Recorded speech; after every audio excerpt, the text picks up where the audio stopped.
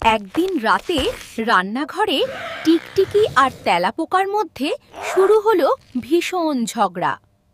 এই টিকটিকি, তুমি সব সময় আগে খাবা কেন? কারণ আমি এই দেয়ালের রাজা। ঝগড়া এত বেড়ে গেল যে অন্য সবাই ভয় পেয়ে লুকিয়ে গেল।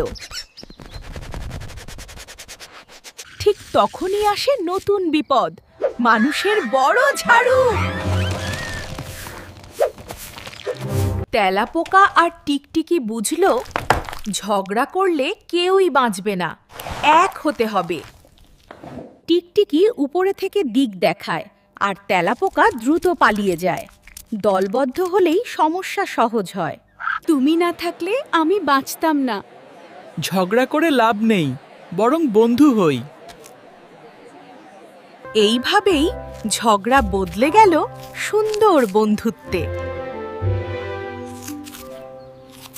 শিক্ষা হলো ঝগড়া নয়, একতা আর বন্ধুত্বই সবচেয়ে বড় শক্তি।